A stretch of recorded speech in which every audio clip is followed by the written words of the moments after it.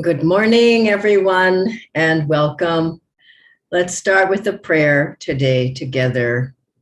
Heavenly Father, Divine Mother, friend, beloved God, Guru Preceptors, Jesus Christ, Babaji Krishna, Lahiri Mahashaya, Swami Sri Yukteswarji, beloved Master, Paramahansa Yogananda Ji, saints of all religions, we bow at thy feet.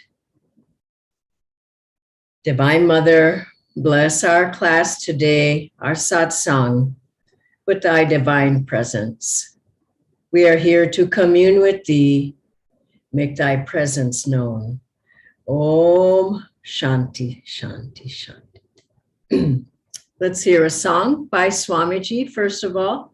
The words will be on the screen if you wish to join in.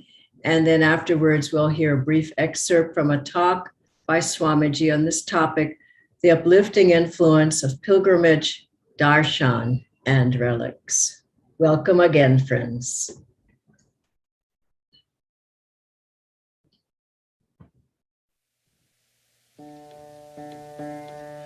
Listen, listen, whispering within your soul, hints of laughter, hints of joy, sweet songs of sadness, of quenchless yearning for the light, for my love, your true home. Long your heart has played the dance, long you've toyed with merest shadows of the treasures left behind you, deep in your soul. Long you plumbed the dark for answers, long you've begged from beggars' empty hands, gifts of life they too were seeking, gifts none could share. Friend, how long will you wander? Friend, as long as you seek your home in a land where all are strangers, love locks her door. Leave to the weak his craven life, to the coward leave his dreaming. Oh, my saint, wake up, reclaim the light, seek the truth behind all seeming. Leave to the weak his craven life, to the coward leave his dreaming. Oh, my saint, wake up, reclaim the light, seek the truth behind all seeming. Turn, turn, turn within, in silence of soul, in cave of love, find my abode. Listen,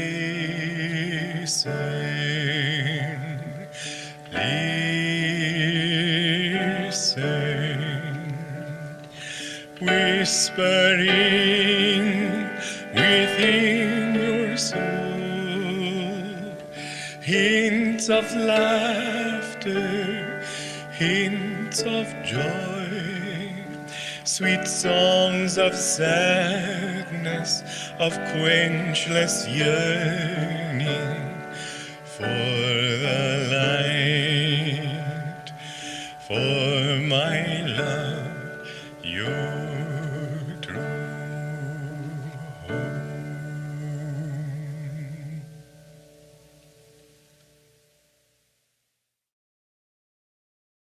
This is the social way of finding God. The inner way is to inwardly unite yourself with Him and, ignoring all outward associations, simply merge in Samadhi and in Om. They're not mutually exclusive. And in fact, each is very necessary to the other up to a certain point. If a person thinks that, no, I want to meditate and just go off to the Himalayas and sit in a cave, unless he has developed the right human attitudes, as I was saying in class earlier this week, that kind of magnetism which will enable you to draw God's response is essentially the same kind of magnetism that you exert in order to draw response from other people. It begins with that consciousness. There's just a little more super-consciousness in it. But it begins with that love, that self-giving, that trust, that reaching out with full concentration and confidence rather than passively sitting back and expecting something to happen, or making proud demands, or not feeling one with the person to whom you're praying, just as if you were addressing some sort of a judge in a court or a king on a throne or whatever. Those attitudes alienate, push away the very one whom you're seeking. But if you approach him as you would your own nearest and dearest, he'll be able to respond, because you're putting out that kind of, you're opening the right door, the one through which he can enter into you. And as Jesus said, sup with you and you with him.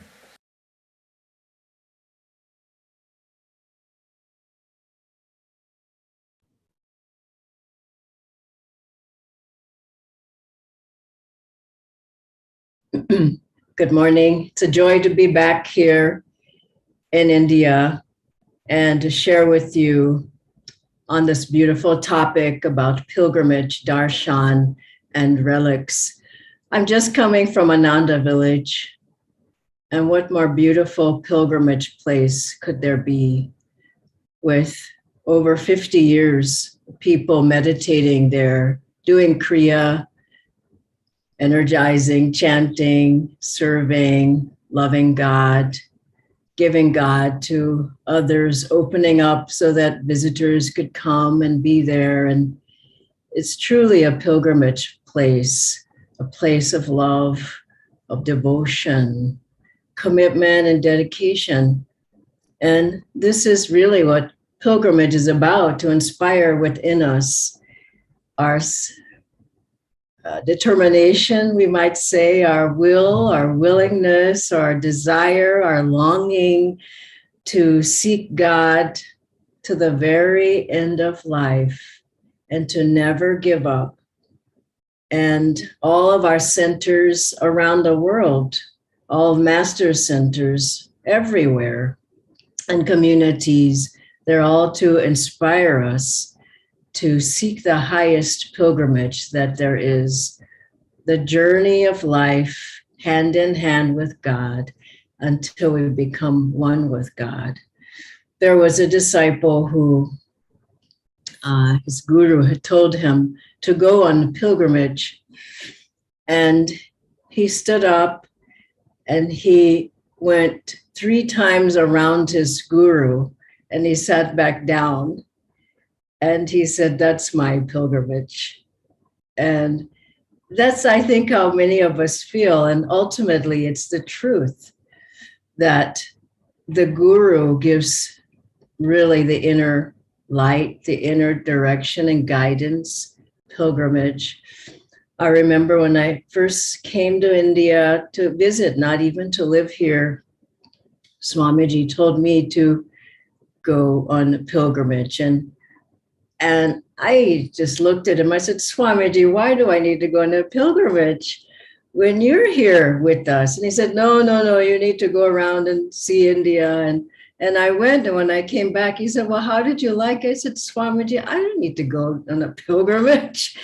But in a way, we do. Of course, God and gurus give us everything we need if we can't go on a pilgrimage.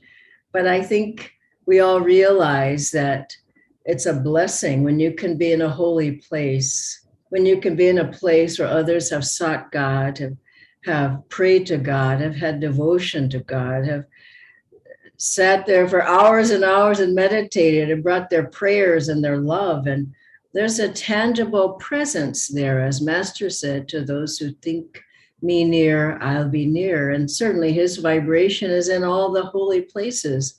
It's everywhere. It's not just in those places. But I'm sure as you all, as for myself, we all have gone on pilgrimages to holy places, maybe to Master's home in Calcutta, maybe to the home of Tulsi Bose and sat in the room with all those beautiful relics, maybe to Master's shrines all throughout the world, Master's shrines in Los Angeles. There's so many of them. Maybe we've gone to Varanasi to take the blessings of Lahiri Mahashaya, maybe to Puri, to take the blessings of Swami Shri Teswarji there. There's so many beautiful places. Babaji's cave, which it was interesting when I went to Babaji's cave. I loved being there. And I just inwardly could feel as I was leaving Babaji's blessing.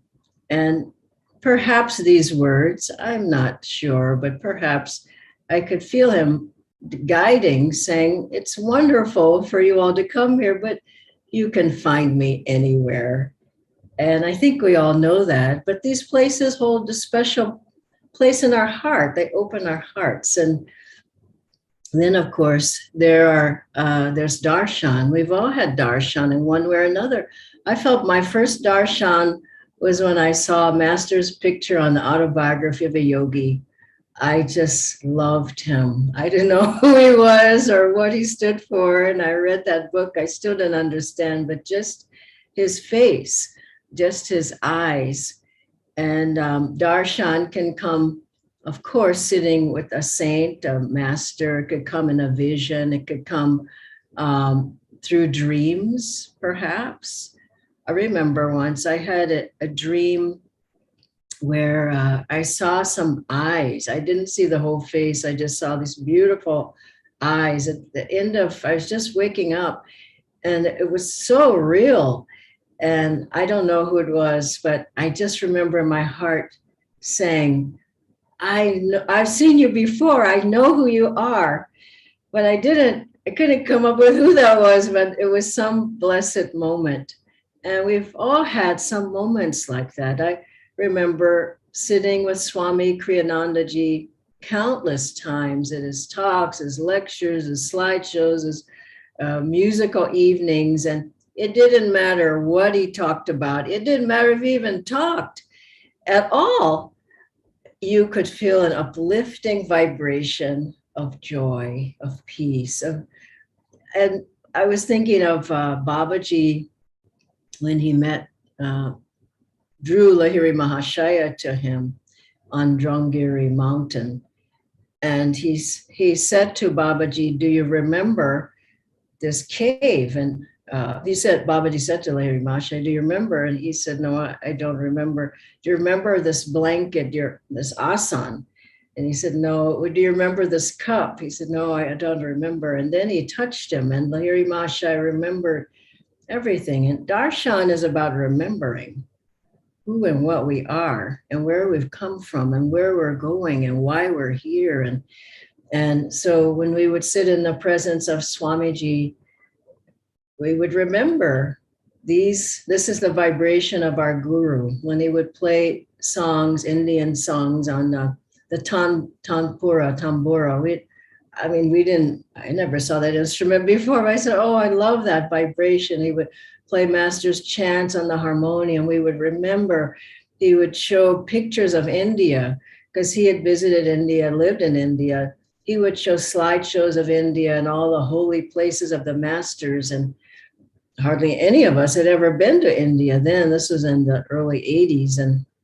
But there was a memory. So Darshan brings you the memory of God, really. And that saint, if it's a true saint, you look through the saint into the light and you only see God there.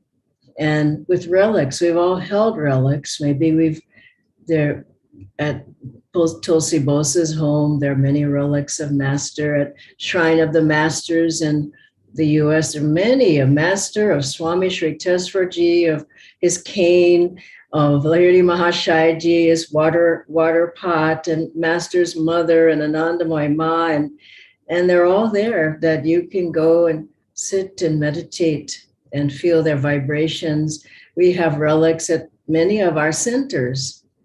A rug that Master stood on to do puja that we bring out in Gurgaon. These are very deep vibrations. And to hold these relics is a very special blessing. To have relics, and I have to tell you what happened in brief. I'll tell you, when I went to Ananda Village, the very last day that I was there, a friend, not even that close, she happened to see me walking. She stopped her car, got out of the car, walked back with me. This was on a dirt road, not even a main road, at Ananda Village in the forest. And she came back and she said, "Oh, I want to walk with you. You're taking a walk. I'll take some steps with you." So we walked a little bit and chatted. And he said, "Oh, Dhyana, I want to give you something because you had those relics of Swamiji and you've given them all out and you don't have them anymore, do you? That's what you had said." I said, "Yeah, you're right." And she said, "I'll come over to where you're staying in half an hour." And she came over and she brought several beautiful relics of Swamiji, of Swami Shri Yukteswarji. I was so touched by that. Now, how did that happen? She didn't even know I was walking there. She didn't know I was leaving the next day. Master wanted those to come here. And it was such a sign, beautiful sign of Divine Mother's love. And I have those, and I'll be taking them around where I'm visiting in these next few weeks. But ultimately, the pilgrimage, that's the most important. The Darshan, that's the most important. The relics are most important, are inside of ourselves. And that journey of the devotee, of the disciple toward the light, toward the gurus, toward God, is the most important pilgrimage that we could ever have. We can say everyone's on a pilgrimage. And those of us who are on this clear pathway are on a sure pilgrimage going towards God.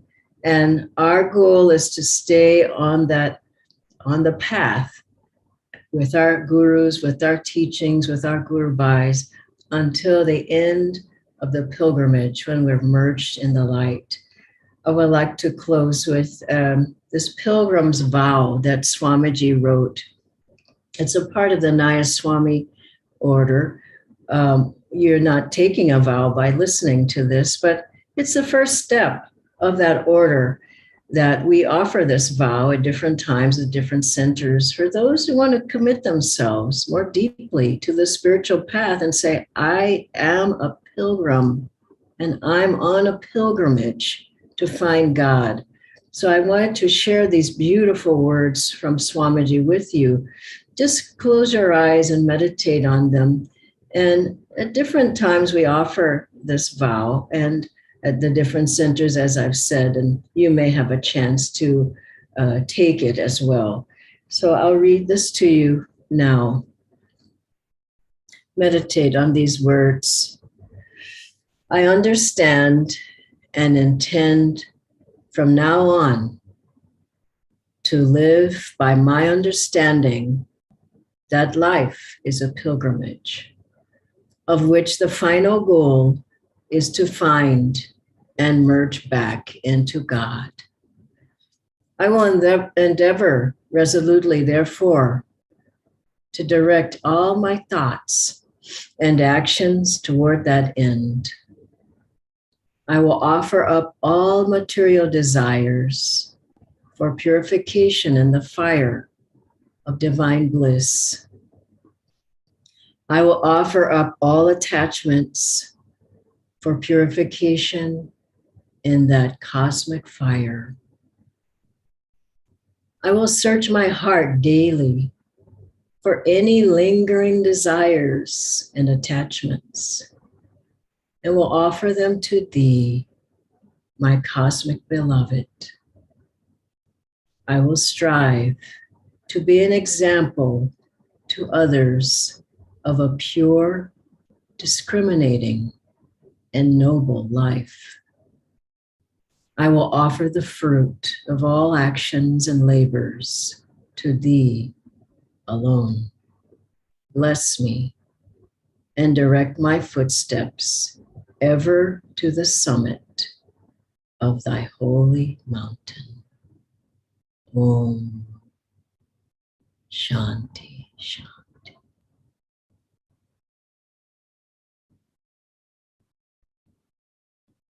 Now request Nitendra to come on the screen. We have just 3 questions today so far. Thank you, Dhyanaji. I'll bring up the questions. The first question, Dhyanaji, is what pilgrim places does Ananda recommend? Any holy place would be a blessing to go to. And there are so many in India. This is why we have pilgrimages led by Ananda Delhi with Dayan Keshava to go all around India. We've had these pilgrimages since I believe it was the late 80s. People from America would come to India before we had a center here. And they would come and go all throughout India to all the holy places. Now, especially the ones around our gurus are particularly endearing and offer blessings to us as disciples.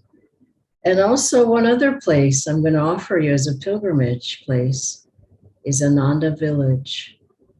I think the masters visit and live at Ananda Village quite a lot.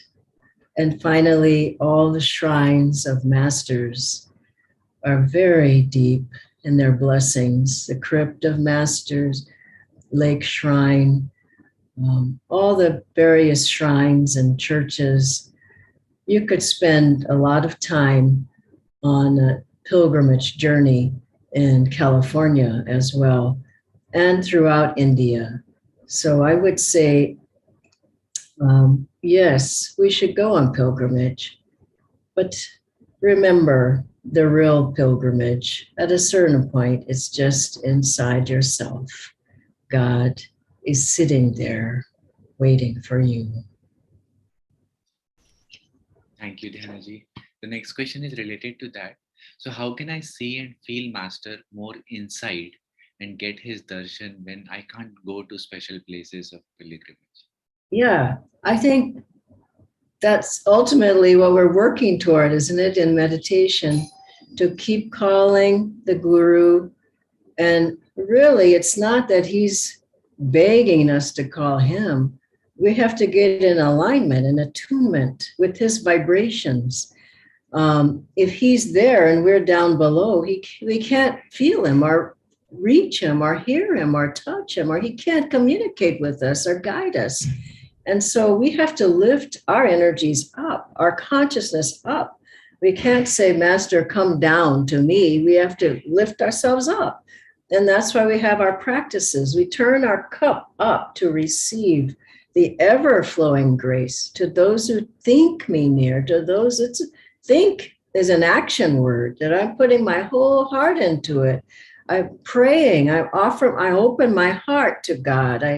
I'm attuning, I'm uplifting myself until I can feel the touch of my guru and see his face. Now, you may not see his face, but you will feel in yourself Master's smile. And if you're in attunement enough and he wills it, you can also see him with you in a dream, in a vision, in your meditation. So. Thank you, Dhyanaji. We have a live question. Mm-hmm. Will keeping relics at home help? And can books be treated as relics? Wow, that's a good question. I have a book here, Autobiography of a Yogi. I didn't say this, but also while I was in America, another friend gave me an original copy of the Autobiography of a Yogi, which I didn't have. And that is a relic. And I keep it in my meditation room. So, yes, to that answer. And also, if you can keep relics with you, gosh, my goodness, treat them specially, though. You know, they should have a special place. They should be kept nicely. And you should honor them. I honor the ones I have here. It's not just that they're on the altar, but you draw blessings. The thing is, to draw from a relic, you have to open yourself and be receptive and be magnetically drawing the blessings from. Master said he put his vibrations in Autobiography of a Yogi, so surely you can draw those vibrations out. You can see his face and feel uplifted. You can look at your altar pictures. Those can be, I mean, Swamiji told in Africa there were people who were having difficulties. This group, they were writing saying, how do we protect ourselves? And Swamiji said, put the pictures of the masters all around. They emit a spiritual light. And so having the pictures around your house, those are also, that's like Darshan, having a picture of Babaji there, master, the different gurus, having murtis, my gosh. One of my American friends, I showed them the meditation room. They said, wow, you have all those murtis. You're not kidding around. It's true. I mean, they all, whatever will help to uplift you, but ultimately uplift and take you inside, not uplift and keep you looking outside of yourself. Remember, the ultimate pilgrimage is going to take you inside yourself in deep, deep communion with God. Thank you, Dhyanaji. One last question. If I cannot go on pilgrimage, will that keep me back in my spiritual progress? I think do what you can. Offer your heart to God. And I mean, we can't say the pilgrimage is going to take you to God realization.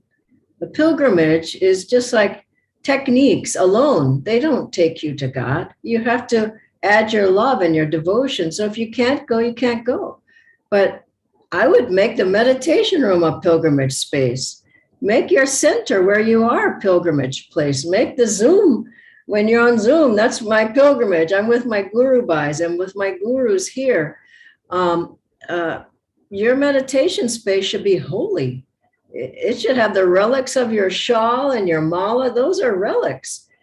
You're the best relic if you can get yourself in the light. And so if you can't go, even, I was just thinking, even seeing pictures of holy places. And nowadays you can see videos of some holy places. And I remember I went to Badrinath and Kedarnath, and wow, that was intense.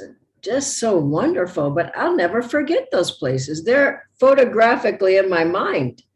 And so you can even see pictures and videos and listen to Master's voice and have a pilgrimage with him. Read something from some of the books. You can make a pilgrimage at home. Make your whole house. Isn't that a beautiful thought? A pilgrimage place. Everybody who walks into your house, they should feel a blessing. Everybody who walks into any center of Master, and I'm thinking, especially here in India, all these centers are holy places. Go there if you can. If you can't, make your home a pilgrimage place. More than that, make your heart a pilgrimage place where God wants to go on a pilgrimage into your heart. How about that? And if your heart is pure and open and you're receptive, then the masters can come right in. It's like in the purification ceremony, no? The master says, open your heart to me and I will enter and take charge of your life. So also the gurus want to go on a pilgrimage into your heart. Thank you, Dhyanaji. Those were the only questions we had. Okay. God bless you all. Have a wonderful day. Thank you, Nitendra. Bye-bye, everybody.